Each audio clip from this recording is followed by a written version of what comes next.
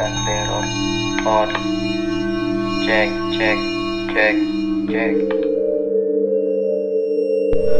Assalamualaikum warahmatullahi wabarakatuh. Kembali lagi bersama saya Ri di channel Mistis dan Teror.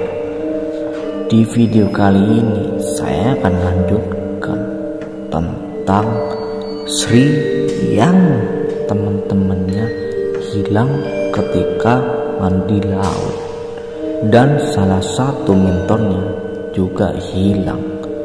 Dan ketika Sri balik ke padepokan itu, dia bertemu dengan Pak Salim, yaitu mentor yang menghilang waktu itu.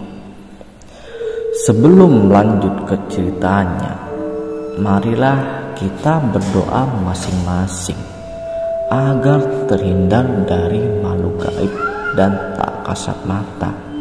Dan bagi kalian yang menonton video ini, semoga diberikan kesehatan, panjang umur, dan murah rezeki. Amin ya rabbal alamin. Marilah kita berdoa menurut keyakinan masing-masing. Berdoa mulai. Bismillahirrahmanirrahim.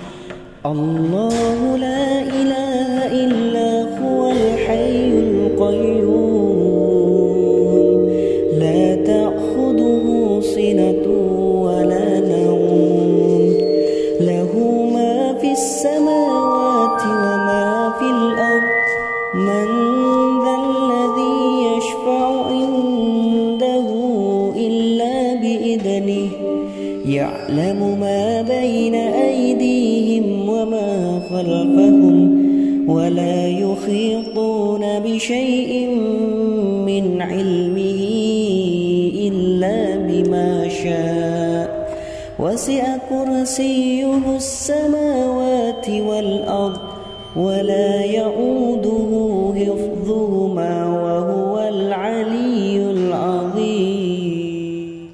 Berdoa selesai. Nah, langsung saja ke ceritanya. Sri ini sudah kehilangan temannya di salah satu pantai selatan selama 4 hari. Tim pencari ini belum menemukan mereka, yaitu temannya Sri dan salah satu mentornya, yaitu dari padepokan itu. Yang selamat hanya Sri.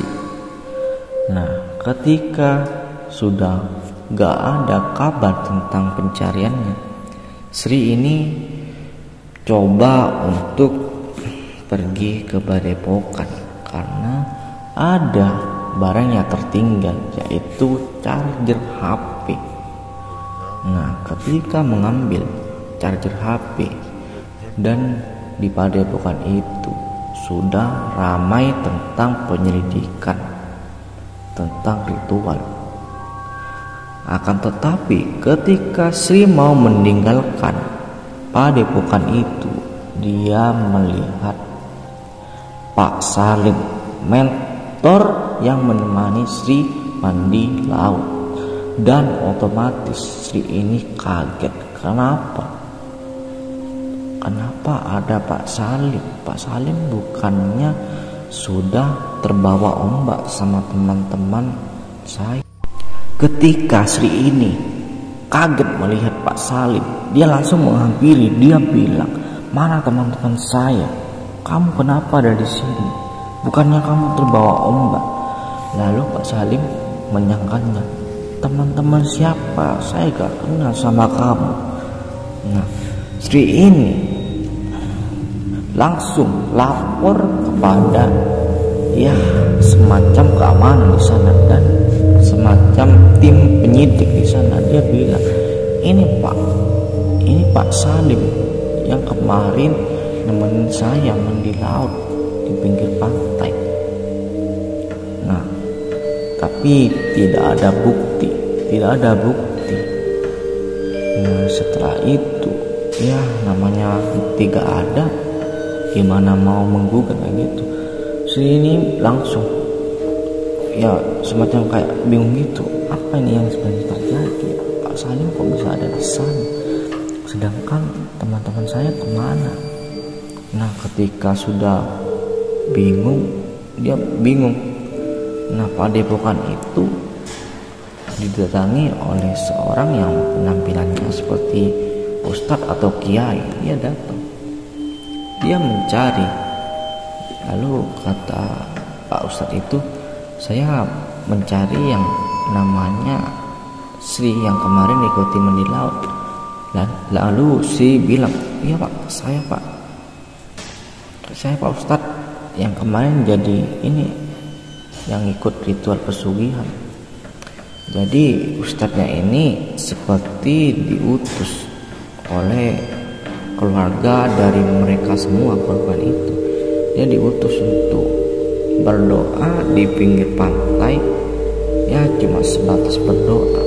Tapi ustadz ini seperti melihat terhadap Sri ini kayak yang aneh kayak gitu. Dia seperti ada yang melekat di dalam dirinya gitu. Lalu ya mencoba untuk berinteraksi dengan makhluk yang ada di Sri ini. Jadi Sri ini dibawa ke salah satu tempat, yaitu tidak jauh dari padepokan itu, di masjid. Dia mencoba meruqyah Sri ini. Ketika diruqyah, Sri ya berontak. Dia bilang kayak gini, kalian ngapain minta-minta di laut? Kalian ini tidak punya keyakinan. Nah waktu diruqyah kayak gitu, dia semacam marah. Penghuninya di sana tuh semacam marah. Kenapa kalian minta-minta kepada laut, kepada yang kalian tidak percaya? Jadi teman-teman kalian semua saya bunuh karena laut itu bukan tempat minta-minta. Nah ketika itu sudah dikeluarkan dari diri Sri. Lalu Sri coba bangun, lalu kebingungan. Pak Ustadz, apa yang terjadi dengan saya? Lalu Pak Ustadz itu bilang kepada Sri, jadi gini, barusan ya ngomongnya seperti ini. Jadi Sri mulai, ya Pak Ustadz, sebenarnya saya nggak terlalu percaya tentang hal begituan. Jadi saya cuma mengikuti. Lalu Pak Ustadz ini mengajak Sri untuk ikut berdoa juga, dan warga di sekitar sana dan para santri-santri dari Ustadz ini, yaitu tepatnya sekitar jam 4 sore. Jam 4 sore mereka semuanya kumpul di pinggir laut. Dia berdoa untuk keselamatan ya teman-temannya dari Sri ini. Berdoa, setelah berdoa selesai dengan Pak Ustadz ini, bubarlah para warga ini.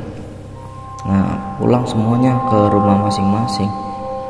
Keesokan harinya sekitar jam 7:30 ada seorang nelayan. Seorang nelayan ini mau ke laut ya gitu, mau cari ikan. Nah ketika mau ke laut, mayat dari teman-teman Sri ini dan mayat Pak Salim ada di pinggir pantai. Jadi mayatnya ini udah ada di pinggir itu, ketemu. Tapi mayatnya ini padahal udah 5 hari berada di laut, tetapi mayat ini kayak yang masih seger gitu. Jadi gak terlalu, ya gimana ya, kalau orang kulitnya kena air gitu, gak terlalu lembek. Nah ketika sudah kelihatan ada korban di pinggir pantai, nelayan ini pergi laporan kepada polsek kayak gitu. Jadi dan ya semacam pemerintah di sana itu semuanya ke sana. Nah Sri ini langsung ditelepon oleh seseorang, jadi saya juga ke sana. Nah sesi pemakamannya berlanjut hari itu juga, jadi dimakamkan sore hari. Nah untuk ceritanya tentang mandi laut dan pesugihan ini sekiranya seperti itu. Dan cerita ini diambil sekitar tahun 2000-an. Jadi bukan tahun-tahun baru, ini sebenarnya udah cerita lama dari dulu. Nah, sampai di sini dulu ceritanya. Saya Ray dari channel Mistis dan Teror. Mohon undur diri. Kalau ada salah kata, saya minta maaf. Assalamualaikum warahmatullahi wabarakatuh.